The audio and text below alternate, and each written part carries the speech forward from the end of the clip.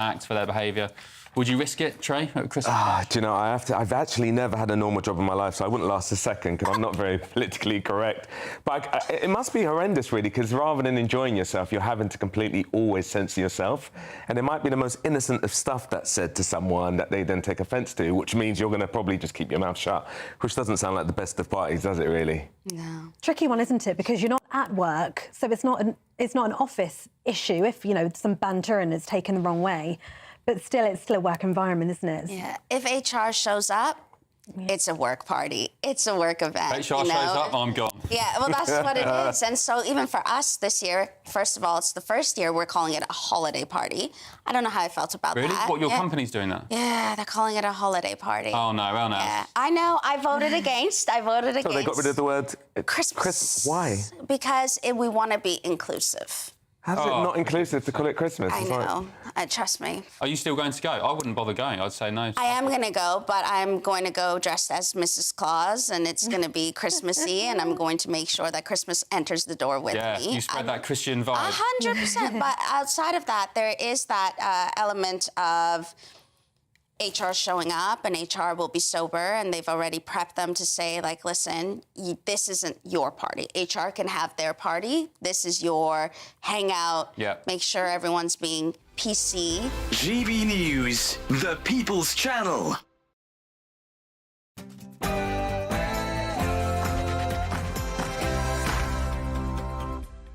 Good evening, I'm Ben Leo, and this is Friday Night Live, only on GB News. Coming up, another Tory's crossed the floor into the open arms of reform, and Kemi Badenoch reaches her deadline to apologise for her membership accusations. In just a few moments, I'll be bringing you Nigel Farage live as he addresses reform members at their East Midlands conference, where he's promised to bear all. Elsewhere, will Elon Musk's love-in with Tommy Robinson present a problem for Nigel Farage and the reputation of reform? Nigel has tonight commented on the situation. I'll bring you his comments next. And Donald Trump urges the PM to ditch wind turbines and open up the North Sea oil to gas.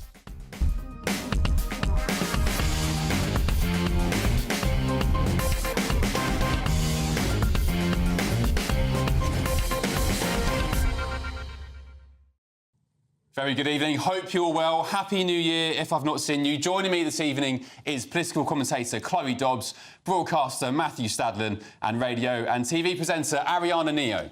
A very big hour coming up. We're going live to the East Midlands for this reform conference. Nigel is speaking in about 9 minutes' time. You won't want to miss it. First, though, your news headlines with Sam Francis.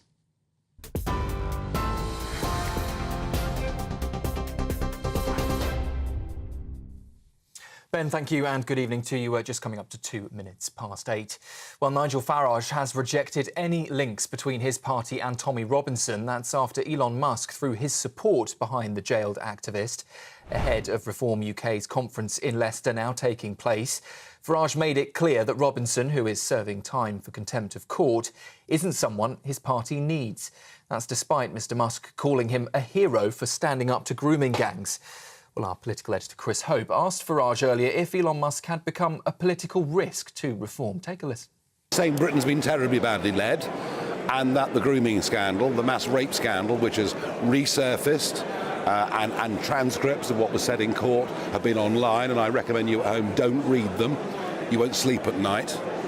And so, yes, he is attacking the leadership in Britain. He's very supportive of me. He's very supportive of the party. Well, Elon Musk's comments on grooming gangs here in the UK have been slammed today by the Health Secretary as misjudged and misinformed. The billionaire accused Prime Minister Sir Keir Starmer of inaction and said that Safeguarding Minister Jess Phillips deserves prison over her comments on child exploitation in Oldham. The Conservatives have also criticised Musk for sharing what they described as factually inaccurate claims and warned against distracting from justice for survivors. However, Wes Streeting has hit back, urging Musk to help tackle rape gangs. Look, when it comes to tackling the serious issue of child sexual exploitation and abuse, I do think that online giants, social media companies have got a big part to play in helping us to identify and prosecute perpetrators of child sexual exploitation and abuse. So whether it's Elon Musk or anyone else, if those leaders of those giants want to work with this government, we're willing to work with tech giants to make sure that we keep young people safe online and free from exploitation.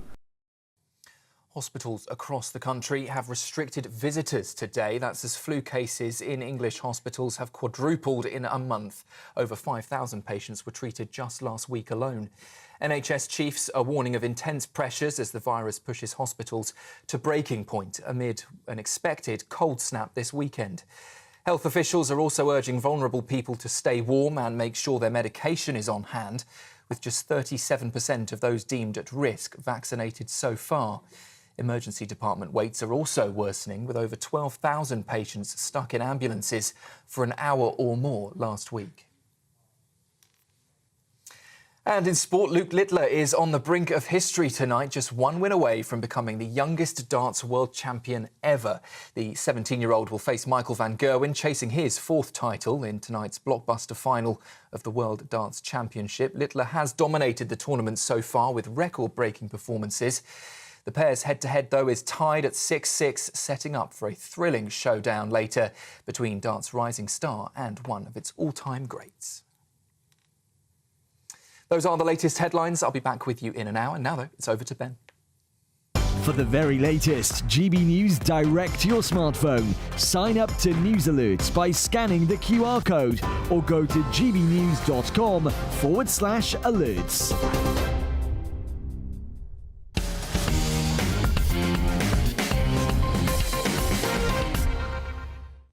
Hello, welcome along and good evening to you. In just a moment, the Reform UK leader Nigel Farage will address a sold-out arena of Reform UK members. Just a few hours ago, the former Conservative MP Marco Longy defected to Reform, and a mega poll released tonight predicts Labour will hemorrhage voters to the party if they don't shape up their immigration strategy.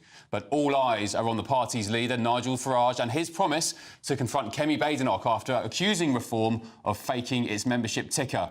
A really big explosive hour coming up with the Nigel speech at 8:10 in just 5 minutes' time. For now, I'm joined by political commentator Chloe Dobbs, the broadcaster Matthew Stadlen, and radio and TV presenter Ariana Neo. Good evening to you all. Happy New Year. It's the first time I've seen you all, I think, since 2025 began.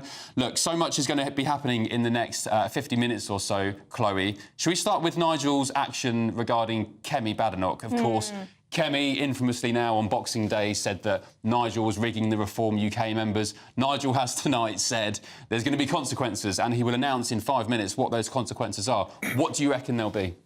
I have a good feeling he's going to announce that he's going to try and take legal action against her for defamation. I think that she really should have put her hands up and said sorry, especially after the Reform Party showed the back end of their membership ticker to Sky News, the Financial Times, the Spectator, etc., all of whom said, look, this looks completely legit to us. But she has stayed silent, and she just seems like a little kid throwing her toys out the prams. It's really not a good look for the Conservative Party, to be honest. I must say, I'm so surprised, Matthew, that she stayed stum on this since Boxing Day.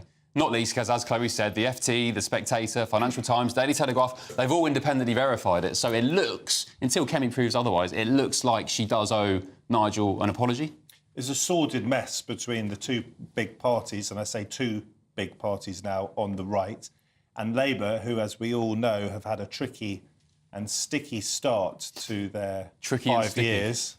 They will be delighted, presumably, because as long as these two are taking chunks out of each other, politically, Labour gains. Do you think if Nigel does announce legal action tonight, that's a wise thing to do? I just don't think politicians should be suing each other. Well, look, the tweet's on screen here. So, it's gone now. Sorry, let's get it back up. The tweet said something like, misleading your followers again, Nigel, and saying that she was an engineer and she's looked at the back end. Here it is. Manipulating your own supporters at Christmas, Nigel. It's not real, it's fake. Coded to tick up automatically.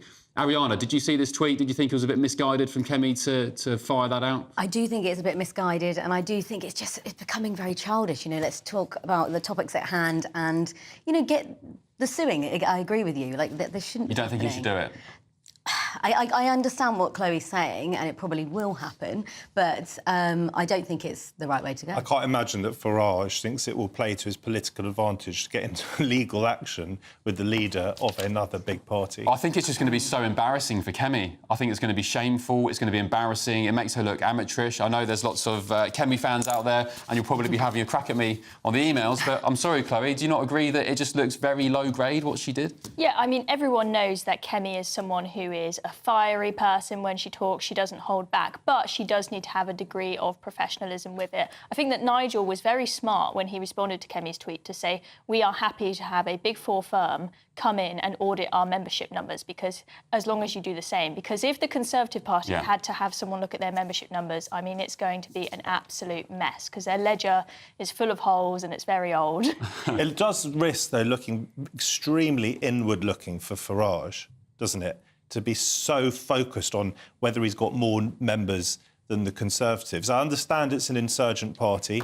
I understand he wants to make headlines, but there is a mountain of issues facing this country. Yeah, I get what you're saying, but I think, it was an open goal for Nigel. It was a bit of fun at Christmas. He projected the numbers on CCHQ, and Kemi, unfortunately, took the bait. For all her talents and her achievements so far, and, you know, the praise that she gets for being a good speaker and talking well and being strong on certain issues, she really fell for the bait. She hasn't had a good start, though, has she? And do you know what's worse? What's worse, Matthew, is that she's let it drag on like this. She could have, on the 27th, after realising her mistake, just said, yeah, sorry, guys, it would have been forgotten about. As I say, if you read the media, if you look at social media, Keir Starmer has not had a good start. Yeah. Well, it is also true, I think, that Kemi Badenoch has not had a good start. I agree, certainly. Look, tonight, Nigel Farage at the conference in the East Midlands, he was asked whether a one Tommy Robinson would be allowed into Reform UK, because Elon Musk, of course, over the past 24 hours, has been absolutely relentless on X, Twitter, calling for the Tommy Robinson, he's called him a political prisoner, calling for his release from prison. He's in prison, of course, on contempt of court charges. This is the moment Nigel was asked earlier tonight by our political editor, Christopher Hope, about whether the association with Tommy Robinson was helpful.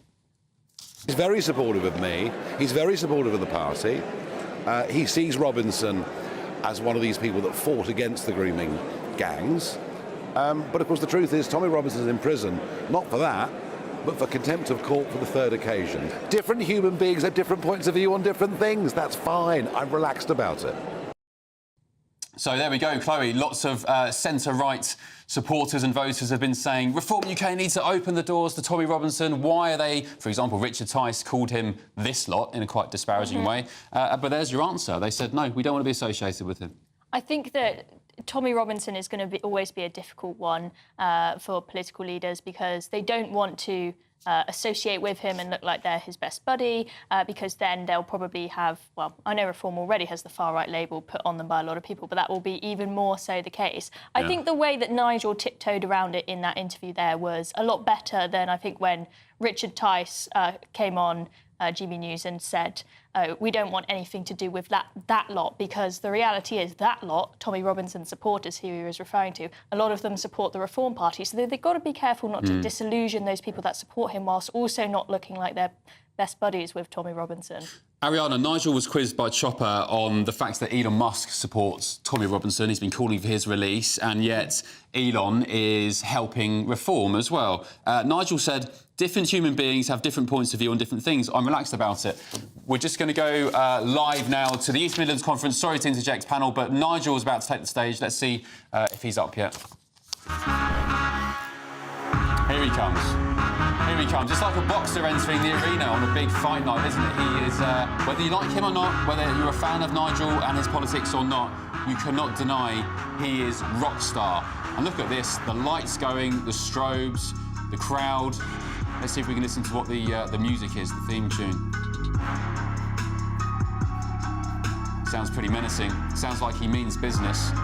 Nigel Farage now taking to the stage at the Reform UK East Midlands Conference. Let's see what he says about Kemi Badenoch. Let's see what he says about the grooming gangs, about Elon Musk, about Tommy Robinson, if anything. Will he add to his comments from earlier saying Tommy Robinson is not welcome in Reform UK? And any second now, Nigel will be entering the stage. I'd like to know what this song is. I've never heard it before. Maybe it's an original tune put together especially for reform. It's got a lot more life to it than most prison conferences. Well, it makes a change from, what was it, 6 months ago, coming into M&M. Here we go. I'll hand you over to Nigel Farage.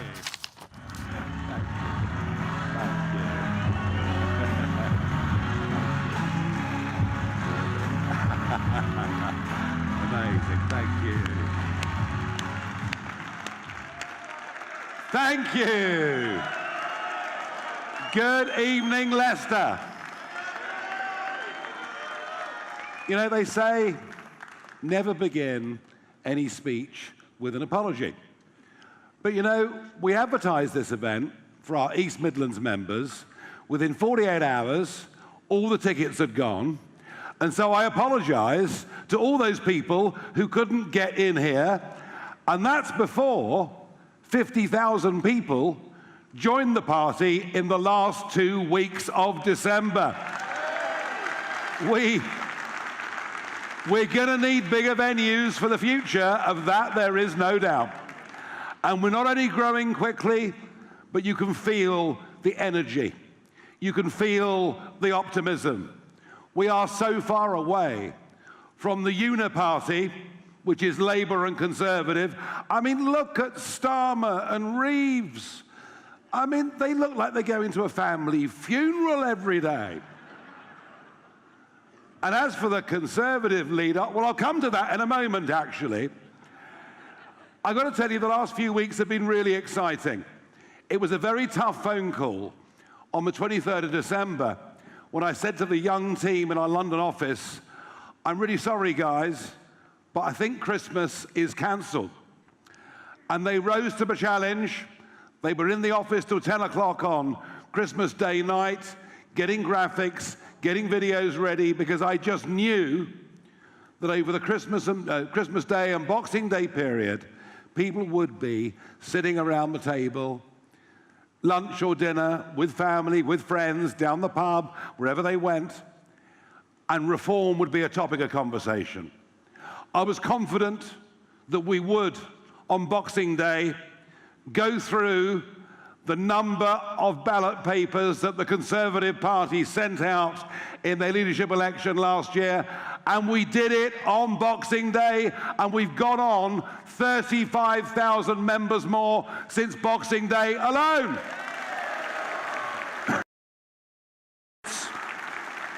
It is something we can be very proud of, something we can celebrate, but let's keep it going. Now, all of that was wonderful until about 5 o'clock on Boxing Day afternoon, when a certain individual decided to take to X and put together a complex 5 series of tweets with misspellings and ranting conspiracy theory. Now, the person that put these messages together that said that the Reform live membership ticker, have you been watching the Reform live membership ticker? I get up at 3 o'clock in the morning just to find out how we're doing. No, some wild ranting conspiracy theorist put out on X that somehow we'd fiddled the numbers and that these were all fake members. And the extraordinary thing is the person who did this, whether they were in wine or not, I don't know, but the person who did this was the leader of the Conservative Party, one Kemi Badenoch. Now, I don't take kindly to being accused of being dishonest. You can call me many things, and people do, and that's fine. Call me dishonest. I'm not, and I never, ever have been, and I won't put up with it, and I won't take it, and nor should any of you. So, I gave her an opportunity to apologise for what has now been thoroughly disproven in the media, and she's chosen not to take the opportunity. Although that's not surprising, she's not exactly known for her charm. So what to do? What to do? Well, it's all well and good saying sewer, but you have to prove actual harm. She hasn't harmed us. She's given us tens of thousands more members.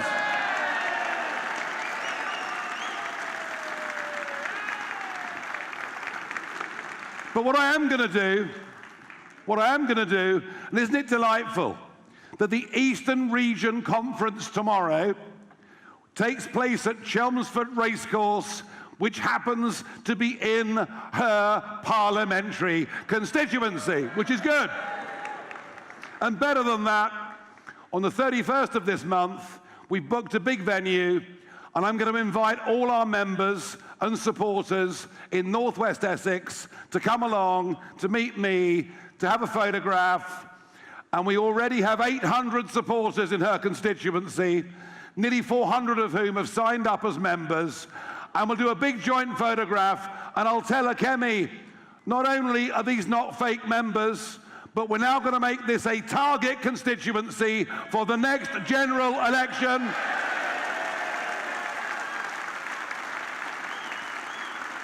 You had your chance. You accused me of being dishonest. You had your chance to apologise. Well, now the gloves are off.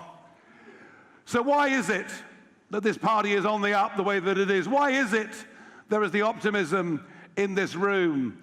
It's because we all know that Britain is broken and Britain needs reform. We know it. We feel it. And we understand it at every level.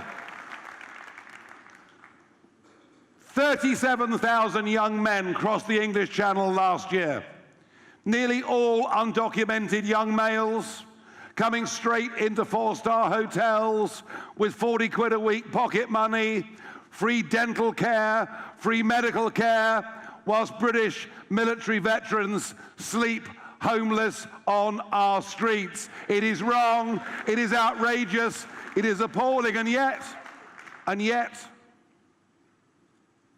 now this will amaze you.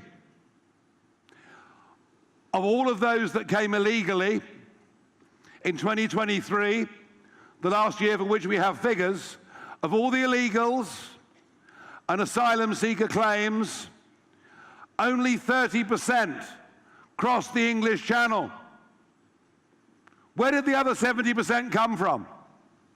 Well, a friend of mine has written to the Home Office. They won't give an answer unless we submit a cheque for 600 quid. The government will not give us the true figures. Well, we know it's not just on the back of lorries, it's people coming on visas and overstaying. We are being taken for a ride at every level. And until we can deport those that should not be in our country, until we can do that, and we'll never do that, being signed up to a convention for an outdated court in Strasbourg, we have to leave the ECHR and get rid of those that should not be here. And we've got the courage to say that. We've got the courage to do that, and frankly, nobody else does. And on legal immigration numbers, well, the party that promised us repeatedly net migration of tens of thousands a year in 2023 gave us net migration of nearly 1 million. And it's my view that the population explosion of 10 million, more than 10 million, in the last 20 years is the biggest contributor to our diminishing quality of life. We cannot get access to health care. Our children and grandchildren cannot get onto the housing ladder. The traffic is impossible. Nothing works anymore. There's no infrastructure. And this has been done to us, not just by Tony Blair and Labour, but it's been done to us above all by a Conservative Party who lied through their teeth at every single general election. And our job now is to replace them as the opposition party in British politics, and that is what we are going to do. Because what can they say? the other week at the dispatch box, at PMQs, Kemi Badenoch said to the Prime Minister, isn't it terrible? Terrible that 1,100 jobs will be lost making vans at Luton. It's all because of your electric vehicle rules and targets and fines. To which Richard Tice heckled and said, but it's your policy in the first place. To which the Prime Minister said, yes. I mean, it's not often Starmer's that sharp, I got to tell you, but he was. And it's the same on net zero. It's the same. You know, why are our businesses paying the most expensive electricity bills in the world? Look what it's doing to our manufacturing sector. Look what it's doing to our competitiveness. Look at what has been put on all of your bills over the last 20 years to subsidize foreign companies putting up wind turbines, all manufactured in China, and the same goes for solar. They are a uni-party. The more they pretend to be different, the more you realize actually they're the same. They're about open borders. They're about high taxes. They're about regulation. And they're not about putting the British people first on anything. And we are. We will put the British people first. We know what our priorities are. But above all, what we need in this country is a change of culture. We are living in societal decline, when nobody has the moral courage to stand up and do what is right for fear of being called names. The fact that the so-called grooming scandal, or should we call it the mass rape abomination,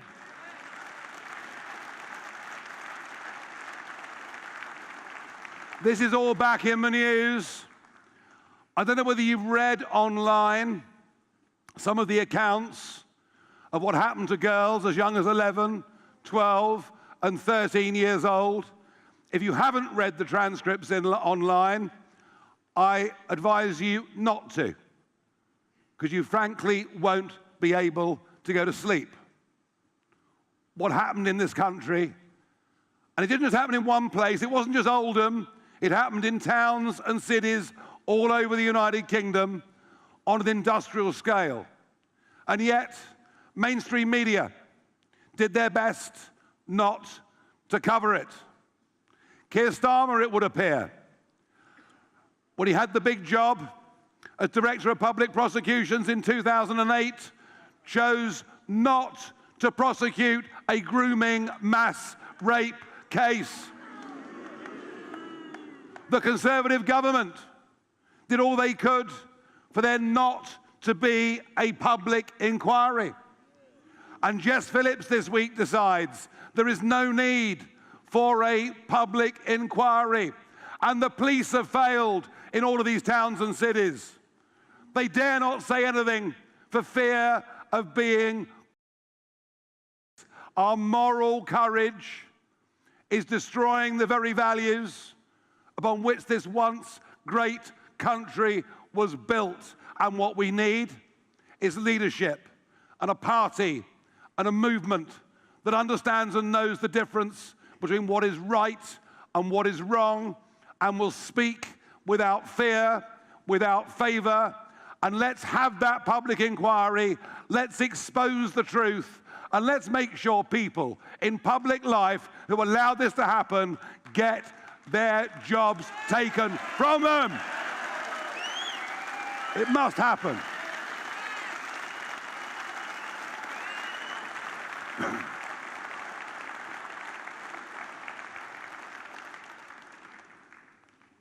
We face, of course, a number of obstacles. But the one obstacle we don't face is the talent of the opposition we face in the Labour and Conservative parties. That's the good news. We're not up against towering giants, but we have a huge amount of work to do. Here in the East Midlands, we have a whole series of elections happening right across the counties on the 1st of May. We even have some mayoral contests, and you heard from Dame Andrea earlier on today. The disappointment is she's got a sore throat. Otherwise, she would have sung Jerusalem from the stage, but that'll happen next time. So what we have to do, we have to organise, we have to mobilise, we have to prepare. And that was why I appointed Zia 6 months ago, somebody to help me professionalise this party. And folks, we are making the most astonishing progress, but we need to make more. And we need you to help us doing that. And we've got some great new people joining us. And we've got a newbie who's joined us today. His name is Marco Longhi.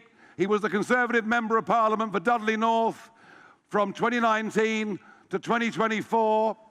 And believe it or not, before being in Parliament, he actually had a job. No, really? Yeah, he actually had a job. He worked in business. He was successful. He'd been a loyal member of the Conservative Party for the last goodness knows how many years. Today, former MP Marco Longhi joins Reform UK. I want you to give him a big welcome on this stage.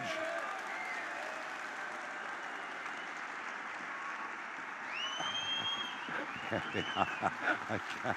Brilliant. I'll leave it to you.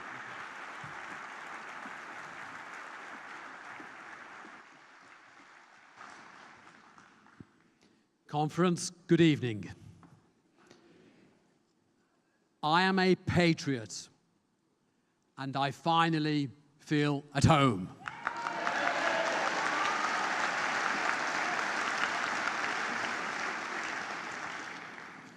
Why am I here?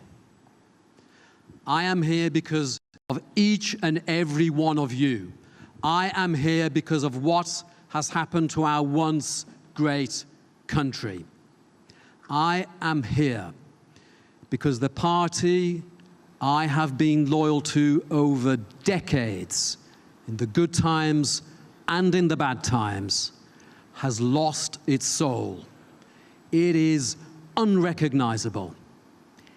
It has changed. I have not. OK, so there we go. Live pictures from Reform UK's East Midlands conference. Marco Longhi taking to the stage instead of Nigel Farage. We'll bring you more of his comments in just a tick. But, panel, a rather emphatic speech by Nigel Farage there, the Reform UK leader, touching on many, many things. I mean, it was almost like a pantomime at some points. He was talking about specifically the grooming gang scandal, which has reared its head again over the past 24 hours. He's calling it now a mass rape abomination. He went after Keir Starmer. He said when he had a job as Director of Public Prosecutions in 2008, he chose not to prosecute a grooming mass rape case. He went after the Tories. He said they did all they could to ensure there couldn't be a public inquiry on grooming gangs. He mentioned Jess Phillips again, saying there won't be a public inquiry thanks to her. And he went after the police, Chloe, saying they failed over fears of being called racist. How did you assess his speech then? So I think specifically on the grooming gangs, those points you made there, I think that it is great to see someone as high profile as Nigel Farage making that a key focus in his speech. I think especially after GBNews has spent the past few years doing so much work on this, it's great to see it finally be a big focus, and him calling for there to be a public inquiry, really going in on Keir Starmer about him being Director of Public Prosecutions at the time. I think that's leading a lot of people to think that maybe the Labour Party do not want a public inquiry because they think that it will ruin Keir Starmer's reputation. Jess Phillips as well, you've got to bear in mind, in her seat, significant Muslim population. In her seat, she got booed when the count was read out at her election, nearly unseated by a pro-Gaza independent. Yeah, and she was heckled, and you know what? Jess couldn't even call out who was heckling her. She refused to identify them for whatever reason. I guess we know the reason. Matthew Stadlen, do you think Nigel Farage is capitalising on this grooming gang scandal? I'm sure he's delighted to. Politically, it's working in his favour. Using it as a political football. My focus should be, I think, and all of our focus should be, how do we stop these abominations ever happening again? And to remember the victims, to be aware that there will be victims suffering tonight in towns across this country. Also to be aware that if you look at the NSPCC website, the vast majority of child sexual abuse happens from people the children know. On the Starmer issue, Nazir Afzal, who is a British Pakistani himself, who was a chief prosecutor in the north of England, who actually went after these gangs and put some British Pakistani child rapists behind bars.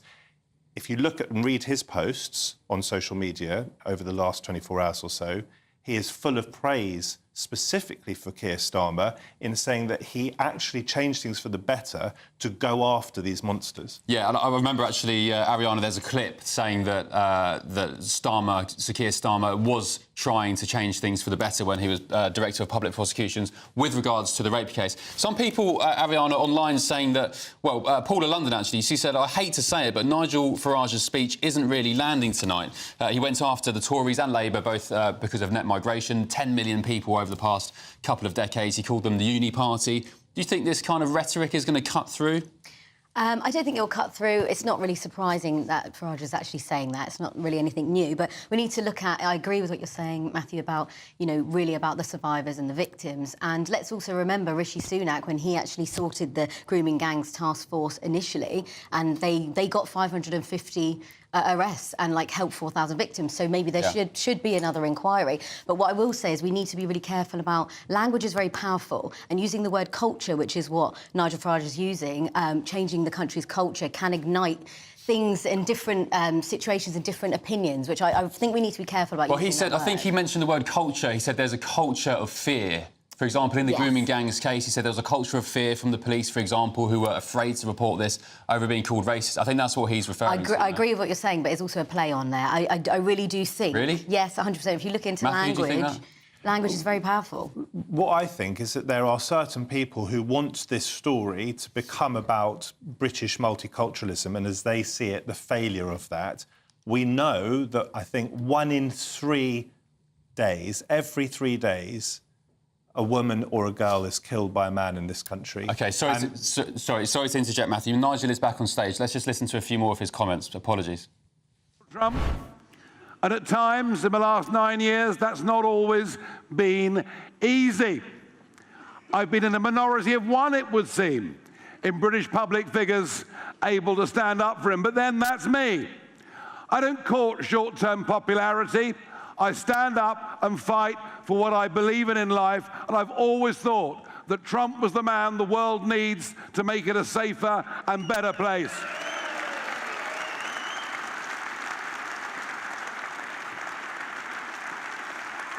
And of course, alongside him is this remarkable new entrant into American politics. One, Elon Musk,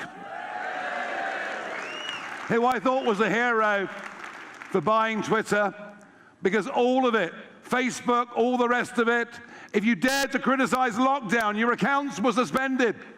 At least with Elon, we've got free speech back. Whether we like everything he says or not, he is a hero.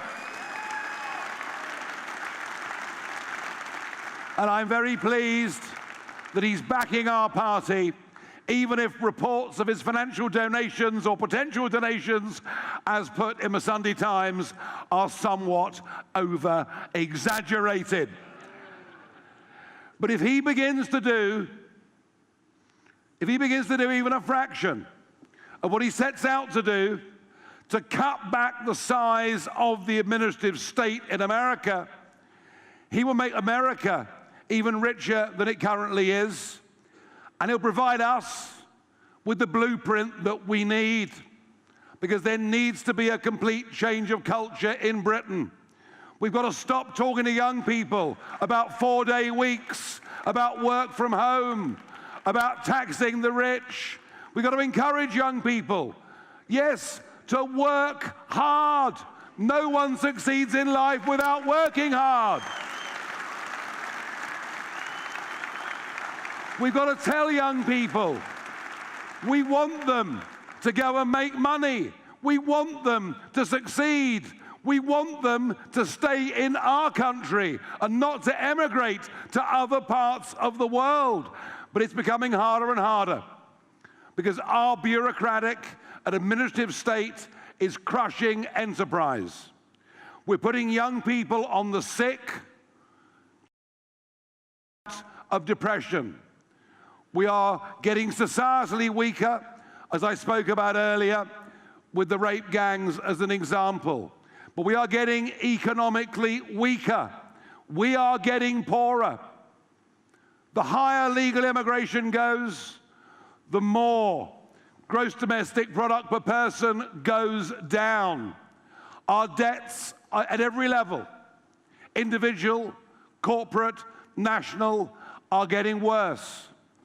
Our annual interest repayments are now bigger than our defense budget. And yet we borrow more, and we borrow more, and we assume we can go on living like this forever. Folks, we can't. To save our country, we have to make Britain. We've got to make Britain great again, haven't we? We've got to make Britain great again, and we only do that by controlling our borders. We only do that by reasserting our confidence in ourselves, our history, our identity, our tolerance, and what we are and always have been as a nation. And we only do it if we reduce the cost of living for ordinary folk and make the country start making money again, stop sinking deeper into debt, get rid of this culture that it's all right to live off the state, it's all right to go on the sick, when actually we simply can't afford to go on like this. And that's what you'll get from me. You'll get plain speaking. Even if at times what I have to say is harsh, you'll get honest, plain speaking.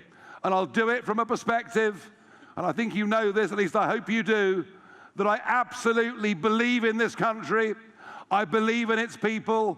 I fear we've been appallingly led for the last 20, 25 years, and that this can be turned around. Do you believe we can turn this around? Do you believe we can make our country again something to be proud of? Are you prepared to stand up and get involved and join the People's Army? Please do everything you can, whether it's making phone calls, delivering leaflets, standing as a candidate. Go into the hall as you leave, sign up, become one of our activists. Let's go out and make history. Thank you very much indeed this evening. Thank you.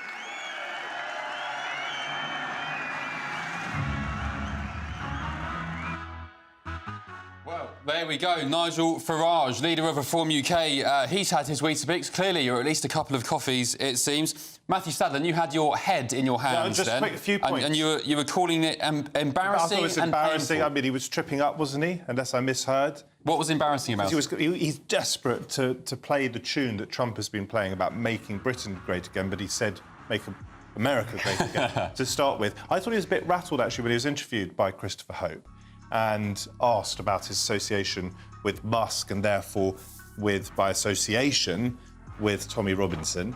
I thought he was uncomfortable about that. I don't think he was at his best tonight. He's obviously a very different type of leader to Keir Starmer. Well, his answer to Chopper was on Tommy Robinson. He said, and talking about Elon Musk supporting Tommy Robinson, he said, different human beings have different points of view on different things. I'm relaxed about it. Tommy Robinson is a thug. Tommy Robinson is serving another prison sentence right now. I'm often asked who is far right. Well, I think everyone in this room can agree that Tommy Robinson is far right. Yeah, but hang on, we're talking about Nigel's response to Elon Musk. Nigel Farage has got into bed with Elon Musk, and Elon Musk is championing Tommy Robinson. That is awkward for Nigel Farage, as I think you were suggesting earlier. Musk, as well as swearing the other day in the most disgusting way, saying to someone that they should go and F themselves in the face, awkward again for Farage, who would never dream of using that sort of language, he's been pumping out unsubstantiated filth on his X platform in the last day or so. Such as? May I just read the post, as I'm sure you have. Right. But may I just make something very clear? Because I'm seen as being on quickly, the I'm going to move on to the ladies. Very quickly. The victims of grooming gangs, and it does appear to be, although the figures are actually quite difficult and we're not certain about all of them, there does seem to be an over-representation by British Pakistanis. Yep. OK, by the way, the vast majority of British Pakistanis in this country come on, not. make the point. There should never be a question of not going after these monsters because of fears of being called racism. And to the extent that that has happened, and the Telford Review said that it did happen, that is absolutely appalling. Child sexual abusers should be hunted down by the authorities without fear or without favour, whether it's Jimmy Savile, whether it's people in the Church of England, whether it is people who are uncles or fathers or whoever, God forbid who it is, or indeed British Pakistani grooming gangs. OK, Ariana, do we need a public inquiry? Jess Phillips has rejected it. I think we do. I think it would be a wise idea. Like I said, Rishi Sunak did the grooming gang task force. That was successful. I think what else can be done apart from doing the local inquiries first, doing a national inquiry? That is the best thing to do. Will anything change? Does anything change after these inquiries? Well, the thing is, when they've been done on the local level, they've often not had the funding and the resources to actually do a proper job of it. Also, issues with corruption within the councils when they conduct the inquiries themselves. For example, Oldham, they were only able to do an inquiry between 2011 and 2014.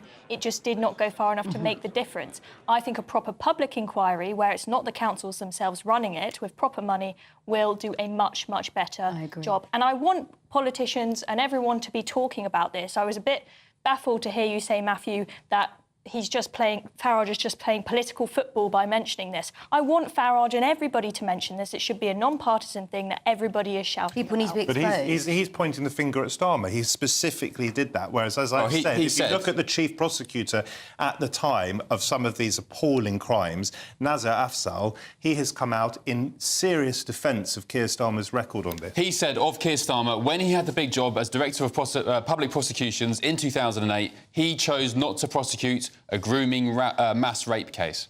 I mean, I assume it's factual. You have to get Starmer in to defend himself on that. But Whether it actually crossed his desk, I can't possibly comment. All I can say is that every single child rapist who causes untold misery needs to be hunted down by the authorities. And that includes, obviously, British Pakistani grooming gangs. But the difference, Matthew, between, white paedophiles abusing children and this situation with the Pakistani grooming gangs is there was an institutional and an establishment cover-up. That's the difference.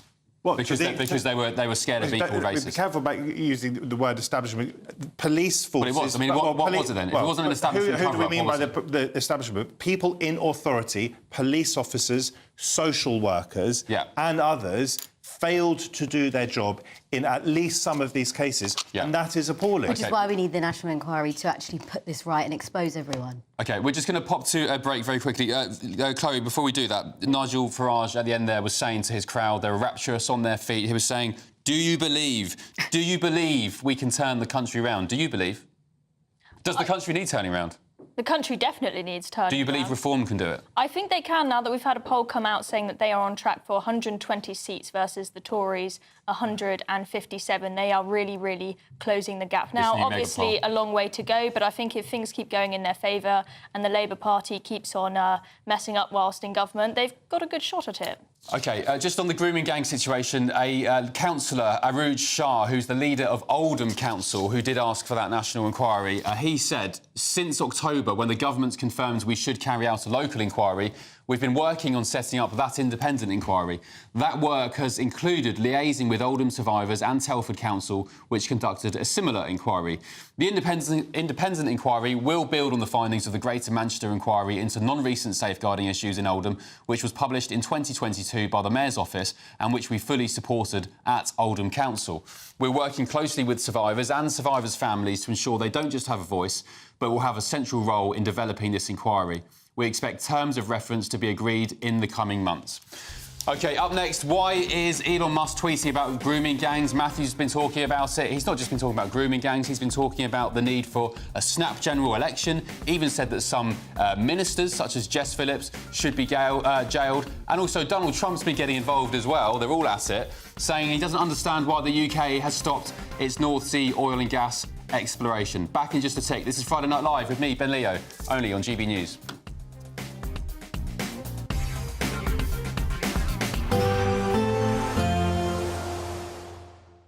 Dinner under the stars tonight? That reminds me of our travel insurance. You mean All Clear Skies? All Clear Travel Insurance sponsors GB News travel destinations forecast. Cloudy skies across eastern parts of Europe, including some showers for southern parts of Italy and also parts of Greece, and also some rain and strong winds affecting the west. This will move into Madeira later on Saturday, also affecting northern parts of Portugal, western parts of France too. More in the way of sunshine across central parts of the Mediterranean, but cloudier further east, with a risk of showers across southern parts of Italy and also the Greek islands too. And more in the way of sunshine next week, with the best of the temperatures across Madeira. All Clear Travel Insurance sponsors GB News travel destinations forecast. Martin Daubney, weekdays from 3 p.m. A Jaguar has ditched its growling big cat logo as part of what can only be described as a woke rebrand. The badge that has been used for decades, look at it, beautiful, on the bonnets of luxury cars has been swapped for a curved geometric J badge. They've also released a brand new advert, look at it, for their rebrand, which prompted Elon Musk to ask if the company actually sold cars. I thought this was a wind-up. It's not, it's true. Joining me now to discuss this is the motoring journalist Amanda Stratton. Amanda, what on earth is going on at Jaguar? The car of James Bond, Batman, Arthur Daley has gone off the scale woke. Please make me make sense of it. The E-Type is an absolutely iconic car, and it's important that people remember that, in fact, in its heyday, Jaguar was an incredibly prestigious brand, more so really than other British brands like Aston Martin, for example. But, you know, people in the industry are left sort of scratching their heads because you need to do something bold, you need to do something that catches people's attention, but you also need to stay true to who you are and what you are, and I'm not sure that this is it. Amanda, that could be an advert for anything. It could be cat food. It could be Karl Lagerfeld. It could be literally anything apart from a Jag. Well, I mean, honestly, I mean, OK, we're talking about it. So we are talking about it, but we're not talking about it for the right reasons, are we? And I think if I was going to be speculative here, I would like to think that this is actually all part of a cunning plan to get everybody talking about it. Yeah. So when they do launch the first new car that we're going to see, which, you know, people have been waiting, as I say, since 2001. GB News, the People's Channel.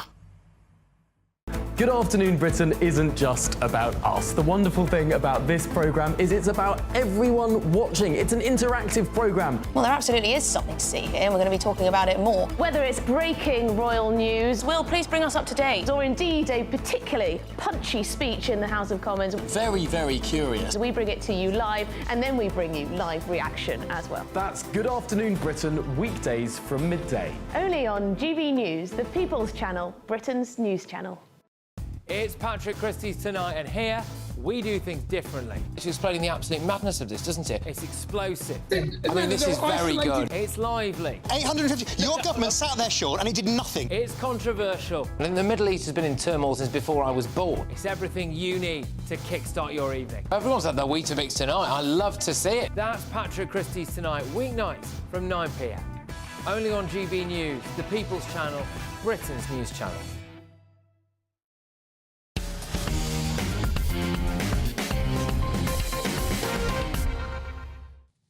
Hello, welcome back. Ben Leo with you on Friday Night Live, only on GB News. Now, I'm joined by my panel, Chloe Dobbs, Matthew Stadlen and Ariana Neo. Panel, welcome back. One thing we didn't touch on was Nigel Farage's response to Kemi Badenoch. He said he'll have a big reveal today about, a lot of us, I guess, assumed legal action for her. Well, he's accused her of lying when she said that he faked the Reform membership numbers.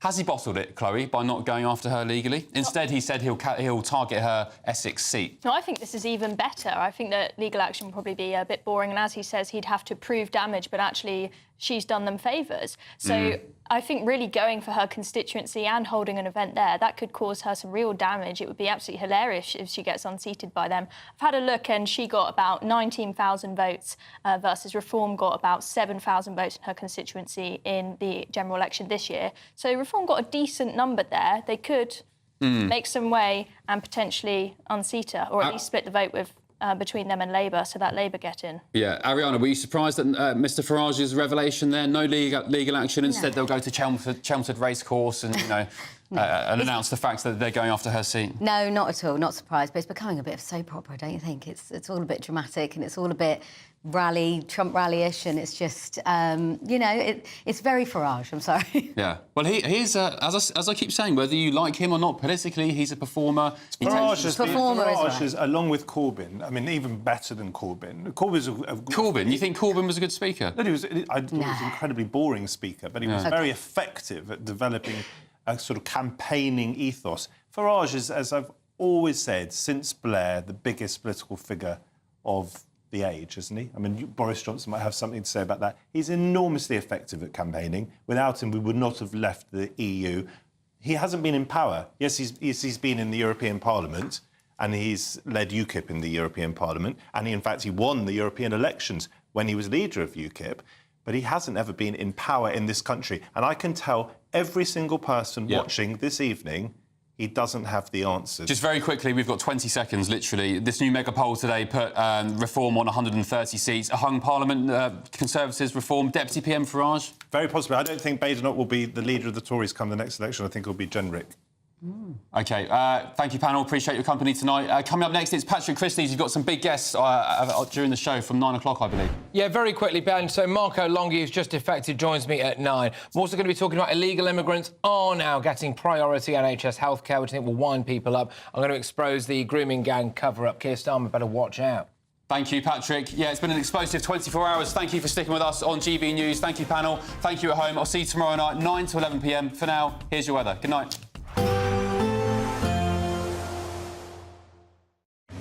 A nice bright morning will generate a lovely warm day, right through to the evening. Boxed Solar, sponsors of weather on GB News. Hello there, good evening. Welcome to your GB News weather update from the Met Office. An unsettled weekend ahead, multiple Met Office warnings in force, including some amber warnings for snow and ice. So do stay up to date on our website for those. For Friday evening, however, plenty of clear spells as a ridge of high pressure crosses the country. So likely to see some icy stretches. Once again, also a widespread frost. And then towards northern areas, this is where we have our yellow ice warning in force. So likely to see the bulk of the icy conditions here. But even across the south, likely to see a widespread sharp frost and also a chance of some ice here too. But plenty of clear skies overnight means temperatures are soon going to drop away. Most towns and cities dropping below zero by the time we reach Saturday morning. So a very cold start to Saturday, but there's also going to be lots of bright weather around too. Still can't rule out some showers around coastal areas of Scotland, particularly in the north where they're likely to fall as sleet and snow, mainly across hills, but we could also see some flurries to lower levels too. Similar across Northern Ireland, northern parts of England, a cold, icy start, still with a few showers feeding in around coasts. Also northwestern coast of Wales could see some showers, but for the bulk of England and Wales, largely dry and plenty of bright sunshine to start the day. But as I say, cold with a sharp frost and a risk of ice. Then through much of the day, there'll be plenty of dry weather around. Still, once again, those showers feeding into those northwestern coasts. And then a change on the way as we start to see the system push up from the southwest. So heavy outbreaks of rain by the afternoon, perhaps even some sleet and snow towards high ground across southern parts of Wales and also southwest England. But for the bulk of the country, lots of dry weather around on Saturday. Sunday, the system then becomes more widespread, seeing some outbreaks of snow, particularly across parts of Wales and northern England, where it could be disruptive at times. And even across the south, there's a chance we could see some freezing rain, so also some icy conditions possible. More sunshine as we head into next week, though it is going to be remaining cold. Bye-bye for now. We'll see a cold snap, which will quickly develop into a warm front.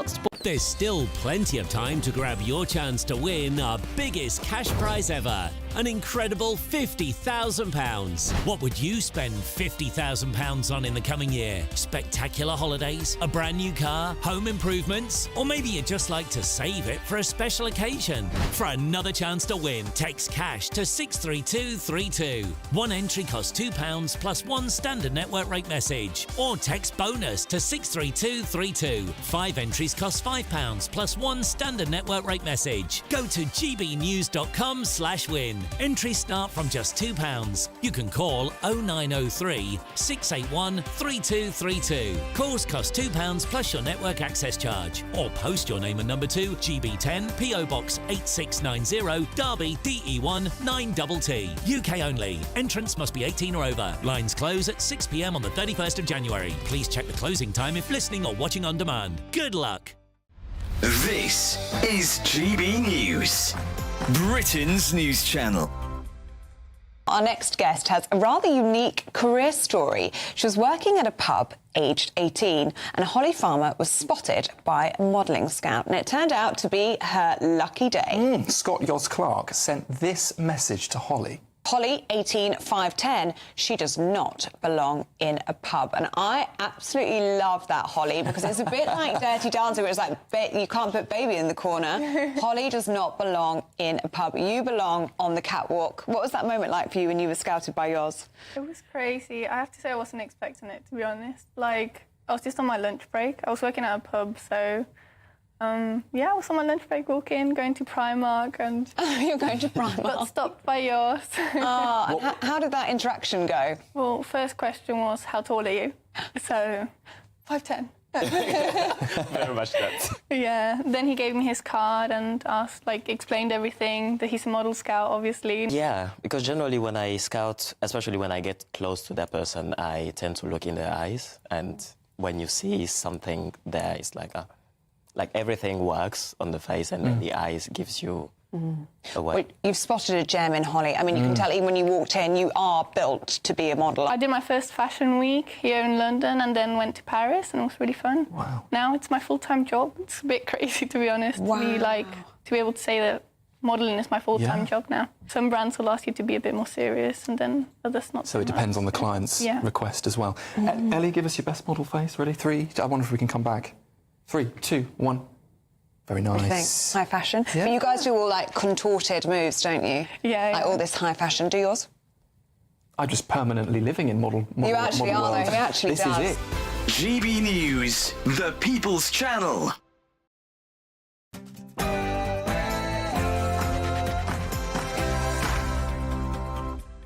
It's 9 p.m. I'm Patrick Christie's. Tonight. Does every single officer in the South Yorkshire Police Force now understand that in no circumstances at all can a girl under the age of 16 give consent to sexual intercourse? You will not believe this. I reveal the true extent of the Pakistani Muslim grooming gang cover-up. Well, look, ethnicity is important and nothing should get in the way of investigating and prosecuting child sexual exploitation. But if you look at the overall figure, that is, a relatively small element of it. Find out how Keir Starmer was involved. And should he resign? Plus, breaking tonight. Englishman, Nigel Farage, don't talk about me. Illegal immigrants are skipping the NHS queue and getting preferential treatment. Seriously, it's happening. I'm going to reveal all. Plus, we celebrate every different culture, like Black History Month, different festivities of different religions. well, talking of the NHS, actually, the bill for NHS managers is now £1.1 billion. Isn't it a good job? They celebrate BLM. And? Is it transphobic?